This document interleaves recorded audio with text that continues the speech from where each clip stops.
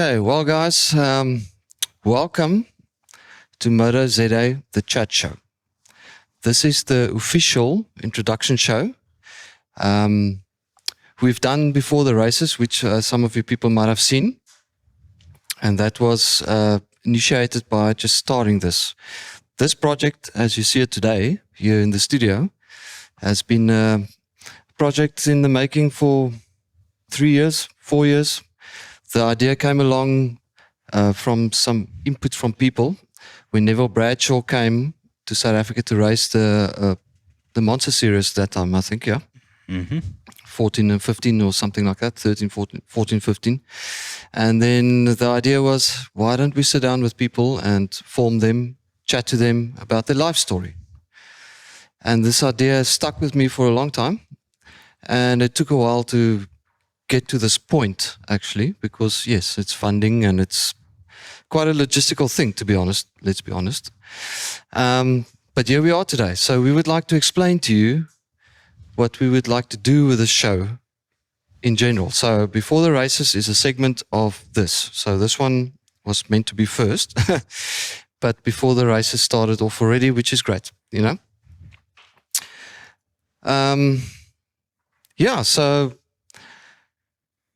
the idea is to promote South African, yes, of course, motocross riders per se for a start, but obviously to broaden out into the spectrum of any motorsport discipline, because most of the people that we know actually started off with motocross. Yes, just for a name, Stefan Garlicki now is in mountain bikes, and this one does this, and some people races cars and whatever. But it's to give a platform to South African motor enthusiasts to tell their story. That's what I would, yeah, that's the idea with the show, you know. You have the Americans with Whiskey Throttle Show and Steve Mathis's thing, what's that called? Gypsy Tales. Gypsy Tales, and Steve Mathis has his thing, and Australia's got Inside Dirt. But the funny thing is, this idea was actually, it just took a bit of African time, TIA, yes. This is Africa. But it was before all these people, you know. And so not like Coolio to us, because yeah, we're very late, but we entered. We entered the race in any case. So yeah, so we would like to introduce you the people that's going to be involved in the show. So first of all, my name as a host is Ziggy Brodaka, and then Matt Gildenhuys is the host, co-host, whatever you want to call it. But he's part of it, and it just happened to be that we met each other at the AMU, and things from there just started rolling naturally, and I'm actually quite happy with that. So, Matt, welcome. Thank you. I always say it, welcome before the races, but really welcome. No, I appreciate it. And being part of this and understanding what we're trying to achieve with this, the chat show. Yeah, and as you said, the race, you're now involved in the race. And that's our life motto, I think, with being the part of the chat show. Yes. Being a part of the race itself. So when this opportunity came around with you asking and so on as a co-host, grabbed it with all arms, especially like you mentioned earlier, to have a platform for all motorsport disciplines to come here and just elaborate on how they've started, where they started, how they got involved with whatever sport they are doing. That's right. Amazing. You haven't had this in South Africa. It's the first and I'm a privilege to be a part of it for sure. Wow, it's really, really cool to have you on board. And yes, so we're motorheads. We'll introduce Byron now. So sorry, but obviously that's just the base because we come from this background. Yeah. But as I elaborated, that Stefan Gold, there's plenty of folks who started here and they do other things. But Binders, McFadden as well. McFadden as well. And he was actually a good rider in motocross, you know. Amazing. So it's just a good platform, and it's supposed to be not impromptu as much. This one, before the races, is much more relaxed, but just so people can tell the story. Because how many exactly people what we have you met? I take photos, right? So I'll explain my side of things. So I started. Okay, so let's go back. So just quickly, in the 80s was the Camel Series. Right? Nice cap. Yes, 100%. 100%. So my brother used to drag me along with George Lipschen. Oh wow, flat box. Flat box. And we used to go to Killarney and whatever, and he never wanted to take me along because I'm 10 years old, 12, and you know, older guys, it's like, I don't want to drag the kid along, but I went. And that's how I got introduced to the sport of motocross, and obviously on TV, because those days it was live streaming. It was, they cut rugby. Yeah, ESPN. I used to watch Pro Motocross on ESPN back in the day. No, we talking about the day of, I think it was SABC2, if I remember correctly. And what's that? That's a TV channel. Select another bloody channel. But anyway, so that's how I got involved in it. And then obviously years later, come and go, I started enjoying taking photos. And then since 2006, or 2000s, like we chatted with Calvin. I've got photos of them on negatives. Yeah. You know, so I need to go find it and actually scan it and do whatever you need to do to get the photos.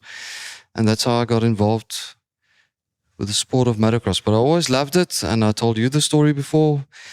Brother got a IT 175 and George Lipschen and a whole bunch of people. And when I was raising my hand for RM80, it was like, no, son. It's a moneyless pit. Yeah. So you can race BMX racing. So that's where I come in. But I did some BMX racing, but I always wanted to race motocross. Didn't have aspirations to become a champ or anything. Just I loved it. And those days it was methanol and R40 and that smell. Oof, it was amazing. Any case, so that's from me. But listen, we haven't officially introduced you. Most people know you, Matt Gildenhuys, but some viewers might not even know who you are. So tell us about your involvement in the sport. Yeah, so I can go as far back as it was my 6th birthday. I remember clearly. Okay. I had a good relationship with my dad, still do. But what happened was, I had my mind set on a radio control car, petrol car at the time. Okay. So my dad said, okay, cool. I know the spot to go to. It's out in CBD in town itself. We ended up taking a drive there. And in that time when I was turning 6, there was a shop there, Linux Yamaha. You both will be well familiar with that. Remember them well. Yeah. So we drove past Linux Yamaha, and I still asked my dad the question in the passenger seat, what is that? What is that shop? And cut a long story short, I ended up leaving town with my father with a Pee Wee 50 instead of a remote control car. Yeah. That's awesome. So like Calvin was elaborating earlier, we ended up going to a field, and that's where it all started, on a field. Okay. I don't know where we lived at that time. I think it was, we were out in Constantia side. So in Constantia Cliff, we had a little field at the backside of our house, and I'd just ride around there. And obviously one thing led to another, and my dad actually span a little lie. He'll watch this and he'll agree with me. Okay. He spanned a little lie. He said, okay, let's go to a motocross track. And on a certain Saturday, they have gate practice where they lift the gates and they just teach people how to go. So I was like, okay, cool, let's do this. Went to the track, had this gate practice. Yeah. And after the first gate practice and doing a few laps, the checkered flag came out, and my dad came up to me. He was like, well done, your first race you've ever done. And I was still bummed about it. So I didn't even do the second one, because I was upset about it. I felt like a little bit hurt. I was like, no, why are you lying to me? But he was like, there it is. Oh, so he just entered you? Yeah, he entered me, said it was a gate practice, ended up doing my first race. And my love never stopped from there. Like you mentioned earlier, Byron, motorhead, once a motorhead, always a motorhead. Oh, for sure. So my love came for it. And then obviously I just grew. One 11 regional championships, 11 Western Province championships, Okay. 2009 SA Championship, one at Yes, AMU. and that's on 125s, eh? Yeah, 125. Yeah, high school back High in the school. time, but you were allowed to race a 254 stroke then. Yes. Oh, but So that's the changing period Yeah. of the 2 strokes and 4 strokes, right? So I had a good involvement with quite a amount of teams. Obviously, on 85, I was with Yamaha for a long time. They supported me well, even on my 85 days. Moving from Yamaha to Honda, and pretty much stayed on Honda up until 450, because they gave me a good backing as well. Yes. Won an SA title for them. Went over to Australia for Yes. my last I would say my last 2 years of racing. Went up to Australia. That's where my dad had immigrated to. Did a few rounds there. Won a few state rounds there. Okay. And a team actually offered me a good ride up there, but at that stage it became more of a job for me. Okay. So my mindset wasn't fully into, hey, this is what I'm going to do now. And I just wanted to start life in a different light, And but that's- still be involved in motocross somewhat, like Okay. now with coaching, running a team, Casti racing. That's right. It's incredible. I will never get away from it. So that's my involvement in the dirt scene, eh? And yeah, so, wow. No, that's a very interesting. I did not know that. Well, now you know. That's why we're having this part. Yeah, exactly. And then this gentleman sitting here on the side, very Mr. Billings. Mr. Billings, Byron Billings. So why are we introducing the people to you is just to give you an idea of who's involved with the show and what their participation would be, I guess is the correct term. So Byron Billings is a good old friend of mine, but not just that, he's also an old motocross head, motorhead. And so he's part of his involvement in the show would be a very technical side of things, like tech talk and stuff, to teach people sometimes mundane stuff, which most people just overshoot. Yeah. You know, basic stuff. Yeah. It doesn't have to be super tech suspension things because, you know, so that's why we have Byron here. But I would like for Byron to just give us an idea where he comes from and how this all started for him, you know? Yeah, so I'm Byron, and as my T-shirt says, I'm a petrol head. If it doesn't smell like race fuel, sucks. Blunt, I love it. So my involvement, how I got involved in motocross or dirt bikes, as per se, my folks and my dad's parents bought a farm out near Warmbaths in, I think it was around about 1979. And at the time, the idea was that my grandparents moved up to the farm, and my folks we just went up on weekends just to get the farm up and running again. It was a little bit derelict. We went up one weekend and I disappeared. My folks couldn't find me. And they found me on the neighboring farm. The kids on the neighboring farm had a little Italjet 50, Sure. which is kind of the predecessor to the Pee-wee 50s. And I'd been out on the farm, heard this noise, and went to sort of investigate. And when I found the bike, I was on the back of the bike with this other kid, and my dad thought, well, you know, seeing as they've bought the farm, it'll be quite a nice thing to get a bike because I can obviously ride around on the farm. And then shortly after they'd bought the farm, my granddad was diagnosed with terminal cancer, and it was beneficial to sell the farm and get my grandparents back to the city because of medical attention and that kind of thing. But I kept the Pee-wee 50, and then a couple of years, I think it was about a year or two later, we actually moved down to Cape Town. And yeah, same story. We landed up staying 4 doors up from a high school, and so needless to say, I became their worst nightmare, tearing up the fields, ripping up the fields. But those years, this late 70s, early 80s, South Africa was obviously very sort of segregated from the rest of the world, and we didn't have all the technology and that kind of thing. And I just started getting involved with trying to service the bike myself and get things, and I became more interested and mechanically inclined. I've always been. My dad encouraged it, and he sort of helped me, and he said, well, let's tackle the thing together, and it became a nice father-son project, and he really encouraged it. So I've kind of had this passion for bikes basically since I was about 3 years old.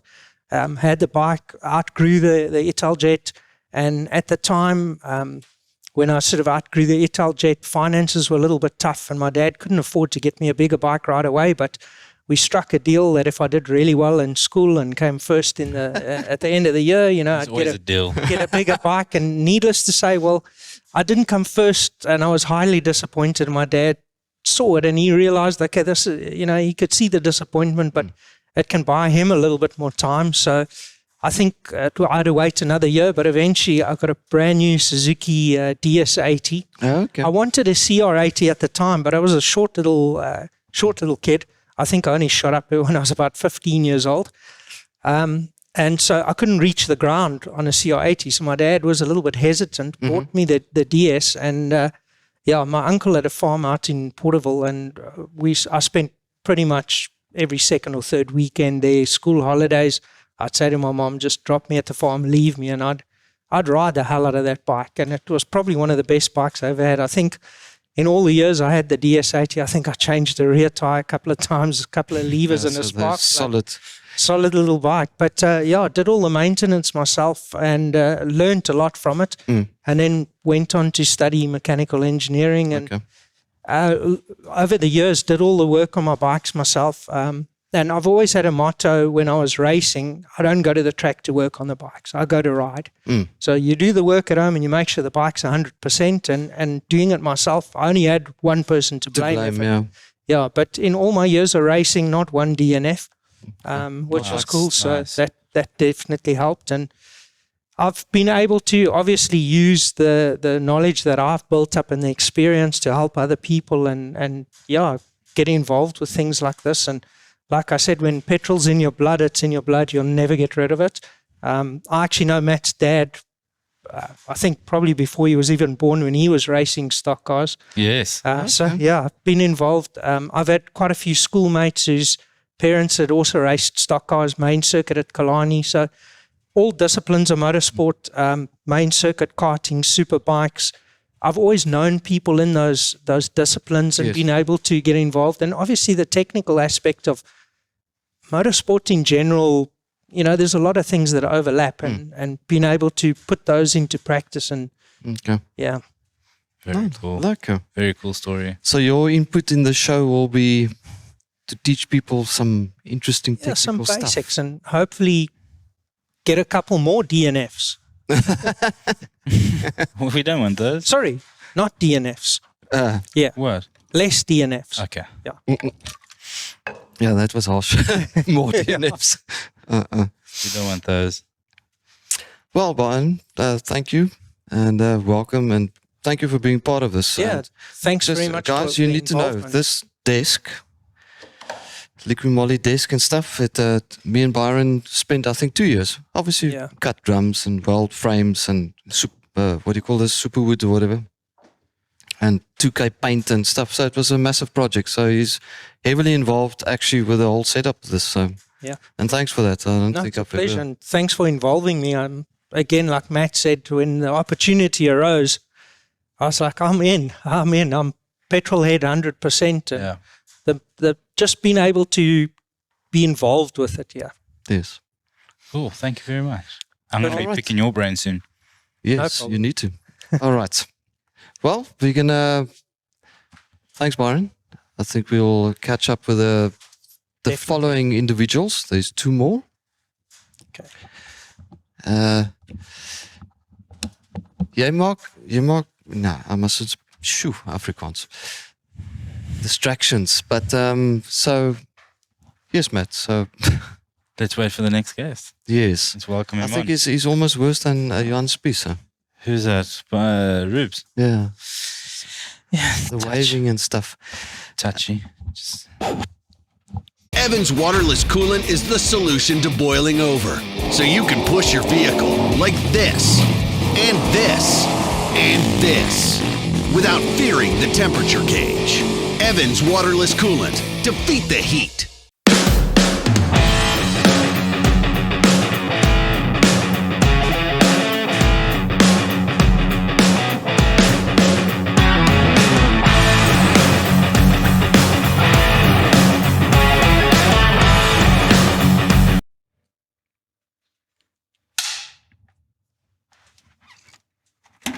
Where are you going? Oh. Going down and then coming up. Right. So Our next guest, our next partner that's involved is Clive Oosthuizen. We would like to introduce you to Clive Oosthuizen. So I know Clive for the last 6 years. The reason why, because he used to be working for Liqui Moly. Direct. Hence all the stuff here, Liqui Moly.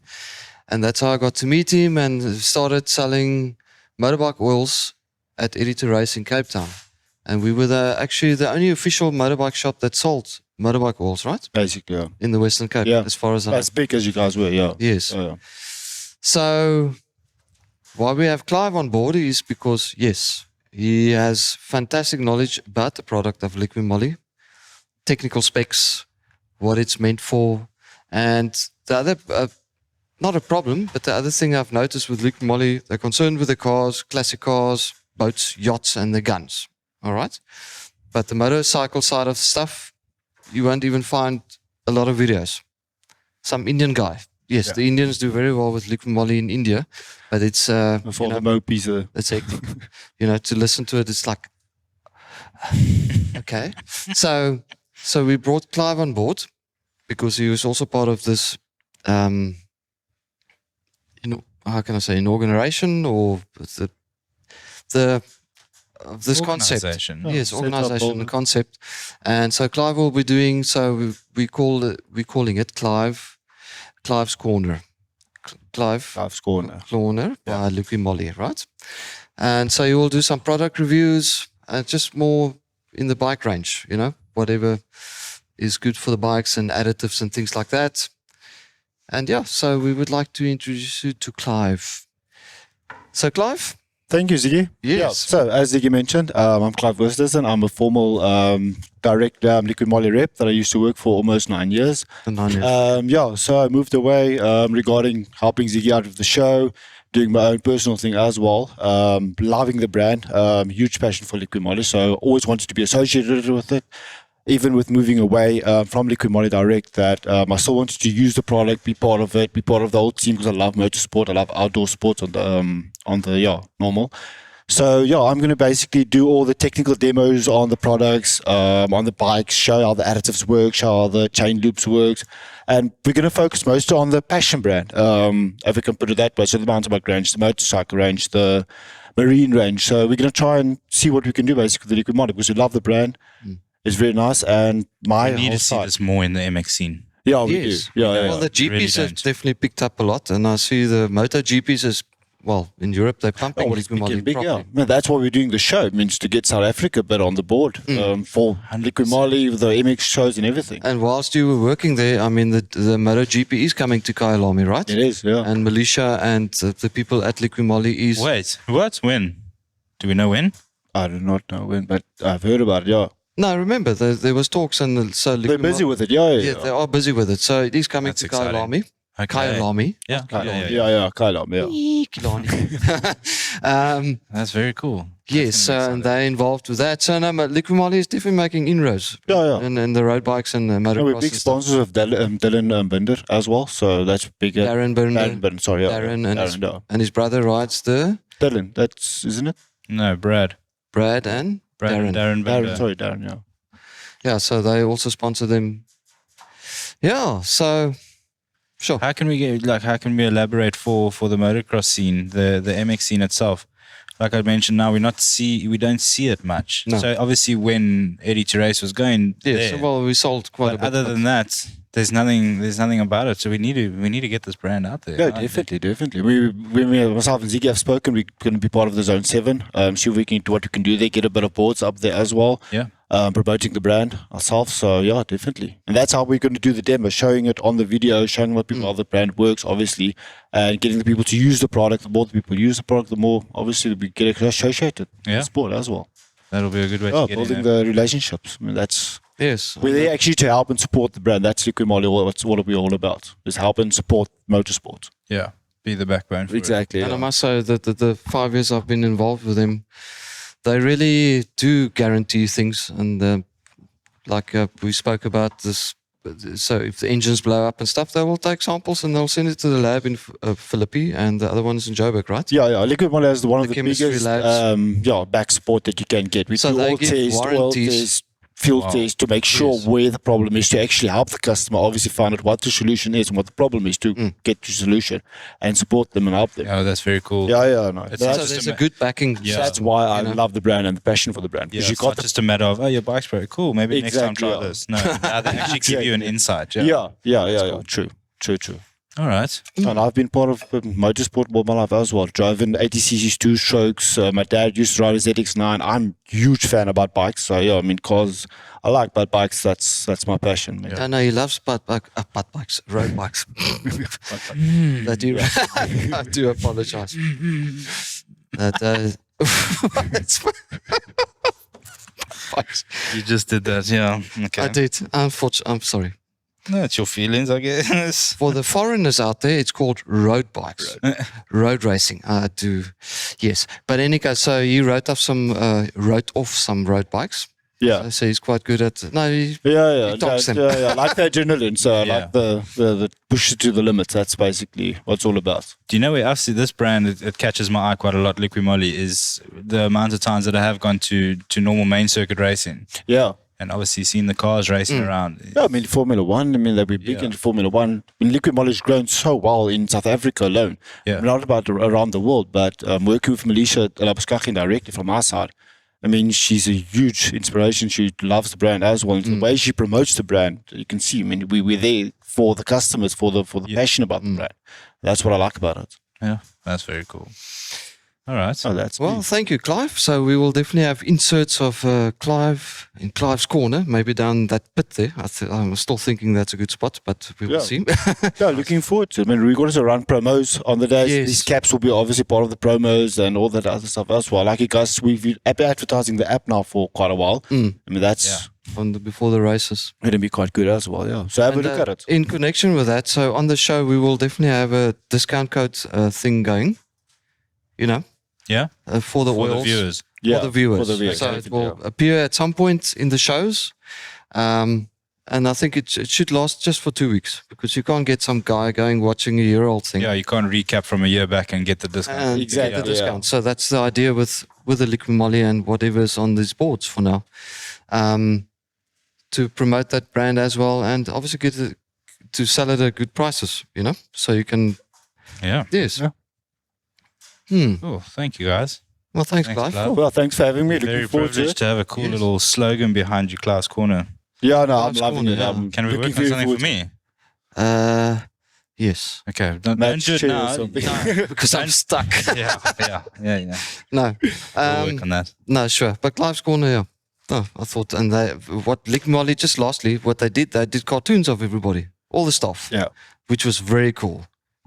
Oh, Where's we'll your get one? that up. I'm going to send it to Ziggy. We'll get Little that up. cartoons, it was really, they're quite a interactive company, I must say. It's It's like a family. That's what I like about it. That's the way to go. and they're there. very German. Yeah. Deutschland.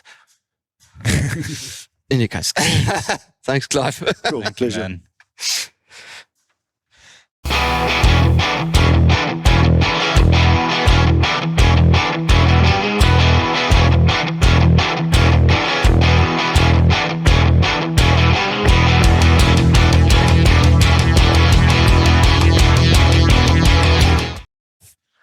All right, so the third person. I think it's all good spirits. Everything's a joke. I think it's good fun. No, okay. So yes, ladies and gentlemen, we are introducing Grant Langston. No, not really. Sit. This is gonna be fun. Don't worry. I'm sure you'll enjoy that part. He does love brandy. Any alcohol. No, Any for alcohol. sure. But For sure. yeah, so the third person that's very much involved with this podcast and the studio show, and yeah, so it's Ruben Low. So Ruben will explain where he comes from or whatever. But so Ruben, you've seen before the races, does all the camera work, and he's quite inaugural with that.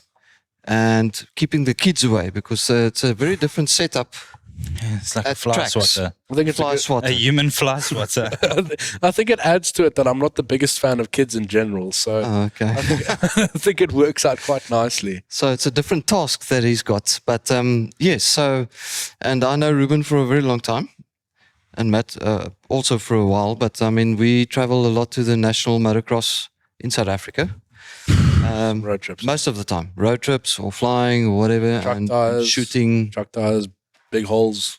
Yeah, a lot of road All- accidents as well, but we will get to that.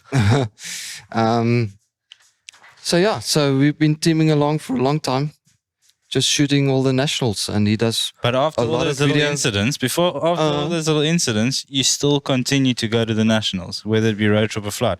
So like Byron was mentioning earlier, once in your blood, always in your blood. Oh, no, look at heroin. Like We have skipped Maritzburg. yeah, but We that's don't drive understandable. there anymore. We fly there. Yeah, And it's we a safer have bet. skipped something else. Welcome. Yeah, that one as well. Not a fan. Potholes for days. Potholes for days. What, 25,000 Rand later just to make sure the car is like, Yeah, then at least Sort find of that the aligned. Dunlops aren't working. yeah, the Dunlops. At least the oils are good. Yeah, the Oil's oil's good. Oil's No, always good. I do. Always I good. do run liquid moly in my car and wherever so far, you know. But so yeah, let's Ruben introduce yourself. Okay, I know I so- talked a bit, but It's okay. A little bit of back info is always good. So, yeah, I'm very fortunate in the way I was raised. I was really raised around a lot of people who like engines, who like combustion, who like making a lot of noise, and just generally like having fun.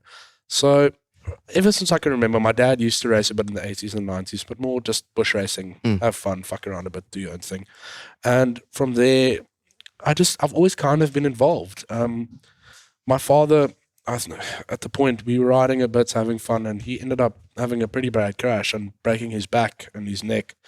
So it wasn't always the best ordeal, or like it's kind of there. Like it never really left. Like I saw it as a way of escaping from reality. I know it kind of turned to photography in a sense, because I noticed like I actually suck on a bike. It's not even funny. Like, tell me to clear a jump, I'll laugh at you in your face. Like, I know you deal with kids like, I can't do it. I generally can't do it. But from there, I kind of just never stayed away once I came back. And I was very fortunate. I had friends in high school who just started riding. I'm like, okay, I know the ordeal. I know what it's about. I generally do enjoy just everything about it, because it's so pure, it's so raw. Nobody can do it for you. You have to do it for yourself. It's not a question of, oh, dad, do this for me, mom, do this for me. You have to do it yourself. So if you look at it like that, you can only really rely on yourself. Well, besides a mechanic or someone working on the bikes, transporting or anything like that, I was not even infatuated. I was just purely in love with, like, you need to do it yourself. If you want to do good in this, you need to do it for yourself. And I kind of diverted into the media parts, because my mom she was really highly renowned in the fashion industry. And my dad he's mad as a cuffed snake. He's a nuclear engineer who's got a throw for speed and anything with an engine, except if we're talking tractors, because he gets quite bored of that. okay. Tractors. So, You get some fast John Deeres out there. I know. Oh, trust me, I know. 6 gear. I know. But so it always kind of stayed around, and it turned. John Deere. Sorry. So it always stayed around. It was always in the area. So, and me being a creative, I love this so much. John Deere. I told you it's gonna get fun when I come speak. So from there, basically enough, it was just always around me, and me being a creative, I kind of just leaned into it and almost fell into the photography scene of it. And like, I know Tyson Engelbrecht, my old mates, would say he's a student of the sport. I am the servant of the sport in a sense, because if you look at it, I'm not there because it pays my bills, it's fun. I genuinely have a passion for it, and I really do enjoy it. So I've thought after a few years, like, I'm over it, fuck it, I'm done. Like, I can't do this anymore. And then that first regional comes, I'm like, ooh, I'm like a kid in a candy store. I can't get enough. Like, Well, it's like Byron said, once it's in your blood, yeah, you you can't keep get rid coming of it. back. Huh? You can't get rid of it. And unfortunately for me, it keeps coming back every year. And the deeper and deeper I go, I tend to enjoy myself a bit more. Like this time of the year now being late October, it's always good fun, but we always enjoy a break. But I've just always sort of felt like you need a break from it a bit. But comes December, I'm like, oh, I'm all back in. Yes, I no, can't stop sure. myself. It's the same for the riders itself. Yeah, I know. We heard Colin saying you need that break. Yeah, exactly. You Same need to feeling. just distance it a bit, and then you come back and you're just like, okay, I'm a human being. Yeah. Like I was fortunate enough. I think it was 2020. My 70-200, actually one of them was being filmed. It blew up in Bloom, Mm. and it made me think like, this is also futile. It's here, but everything is futile. Look where I am. I'm in Bloemfontein. I get to shoot dirt bikes for a living. I get to shout at people, and I get to get really loose in a bar afterwards. So I do not fucking mind. So at the end of the day, I love it. Brutally honest. I have no other way. Stop shouting at me. No, I'm not shouting at you, Matthew. We are not there yet. It's not like the fun we had in Bloemfontein at the bar. But yeah, you want to do the YMCA for us? No, I don't know how. I'm sure we'll figure it out. But yeah, so I know there's a lot of shit talking with me, and just there's a lot of banter, and I like to laugh a lot. I like to just cause a little bit of havoc everywhere I go. So I think No, but listen, Ruben, most people, they see us at the track. I see Matt. I see a lot of people under helmets. yeah, And then Yeah. after a while, you talk to Yeah. them, it's like, oh, wow. yeah, No, it's but you shoot them for years. Yeah. yeah, exactly. So this is really, Well, and well, some of the stuff you said now is like, what? Okay. Yeah, And it's- we travel together. I mean- you talk about other things. yeah, we mostly talk about how are we going to make this work? Is the show going to do it? Is this going to happen? And I'm somewhat ecstatic. It's happening. It's here. This No, is same, right yeah. now. It's like I know Ziggy keeps saying, "When are we going to do it? When are we going to do it?" And right here we are. We're doing it. And I've spent many a phone call with old Ziggs. Like Ziggs is like, "Oh, when is it ever going to work? Is it going to happen? Is it going to? Are we going to materialize this?" I'm like, "Yeah." I can't see it not happening, and I just personally feel like, fuck, here we are. And I know, Matt, I call you a few times a week just to shout on you on that lovely piece of neck work on you, that lovely little Eli Tomac tattoo. That's Eli, my son. Eli Gildenhuys. Eli Gildenhuys, my son. sure. So, I mean, it's always going to be a bit of a joke with me. I like having fun. No, 100%. I'm not completely sure what my role is, whether it's just a little bit of advice here or there, or just tinkering a bit, or shooting some BTS. No, well, you massively involved with it before the races as well, and this will 4 develop. episodes, we wouldn't have Yes. done it without you. No, exactly. It's 5. It's only gotten better and 5 better. episodes. Well, yeah, 5. Excuse me. No, well, it's difficult to keep track. We got very, very wild in Bloemfontein, and meaning what happened to me on Saturday, it was a rough experience. So I was not there. you were there, unfortunately. I was not. Oh, we can ask Byron about that later. But it was a lot of fun, and I mean, I could go into a desk job, but I can promise you in the first 3 weeks I'd be fired, or I might have set a building on fire. So I think I've kind of found what I've liked and what I like to do and how I like to live my life, and I think there's no going back. And you do it well, dude. No, you do. Fuck, I've No, been trying for definitely. 10 years. It still doesn't make sense. That's paying off. No, Definitely. it's Well, never where's- the same, though. Well, yeah. So thanks, Ruben. So, yeah. So thanks for being part of this, and for being a backing to me a lot. And I know Matt is newer to this setup. Yeah. But I mean, I've spoken this guy's head off for 3-4 years or 3 years. Yeah, this and that, and it fades and it comes and it fades and it comes, you know. So he's always been really supportive. I must say thank you. Oh, that's all we can really be when you're good friends with someone. It's not. It's kind of imperative. You don't really care what's going on. You just want to make someone's alright, and we're going to make it happen. I think that's something that I hate to say. It's not really in a lot of kids nowadays. Like, I mean, I'm 25, and I like to think life's a bit of a joke, but it's all about what you make of what you're doing right now. It doesn't matter what you're doing yesterday or 5 days before. Your past is completely irrelevant. It's like, what are you doing today to help tomorrow? I think that's the way I try to live my life, even though Springboks are playing later. Hopefully they win, and hopefully I get to send Matt a very, very rude message afterwards, if I can still type on my phone. Listen. Let me backtrack a little bit. I've been doing some nonsense talk here before the show about this rugby story. Okay? It's very serious, and I'm very offended.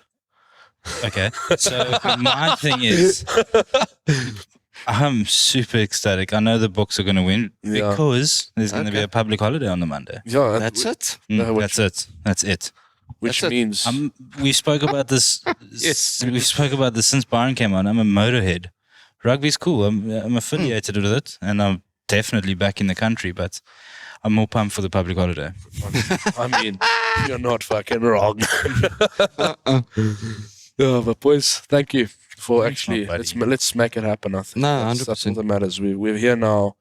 I mean, it's been a long road. I mean, there's been a few dramatic changes, some stuff that are altered, or No, sure. perceptions that we had the way it's going to be. But like, I mean, I think it's better now, actually. Stepping stone. It's stepping everything's stone. a stepping stone to something better at the end of the 100%. day. Yeah. And I mean, I love it.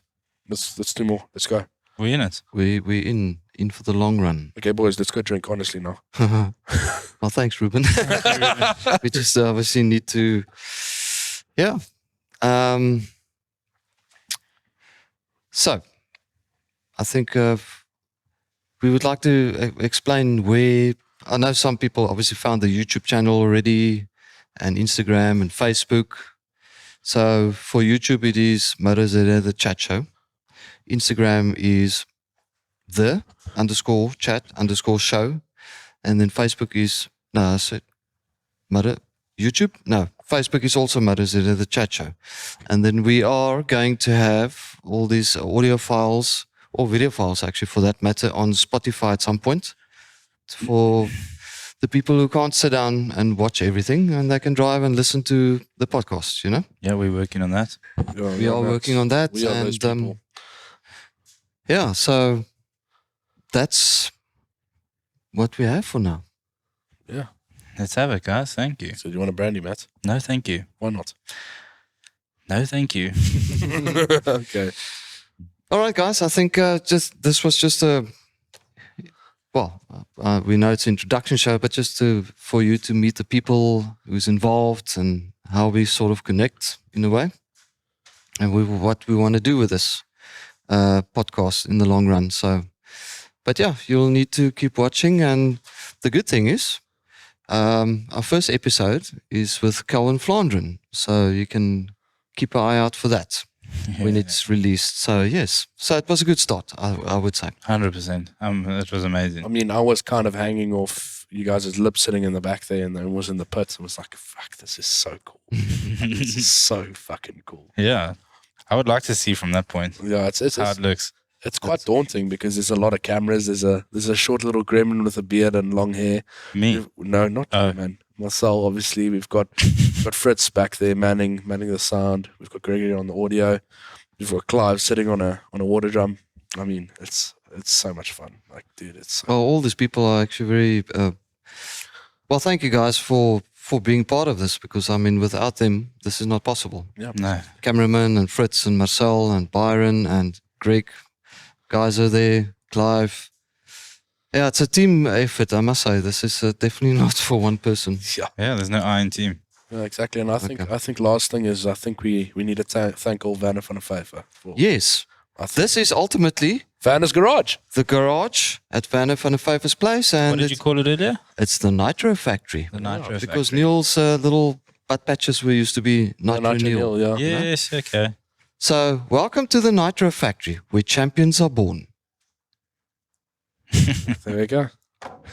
I like it. There you go, boys.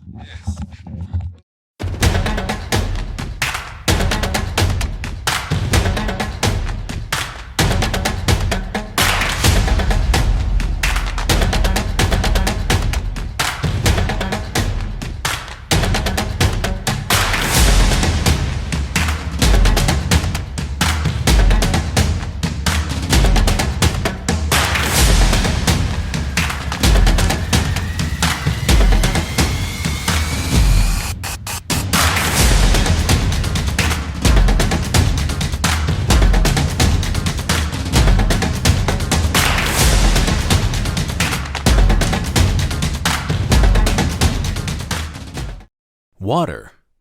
For 100 years, we've used water mixed with conventional antifreeze to cool engines because nothing transfers heat better. But water's limitations present multiple challenges. For starters, water's low boiling point can lead to steam generation and an overheated engine, is the root cause of corrosion in your engine, and supports electrolysis, where water acts like a conductor, allowing an electrochemical charge between dissimilar metals that can degrade your radiator over time. For decades, drivers and auto enthusiasts have searched for ways to overcome these age-old issues.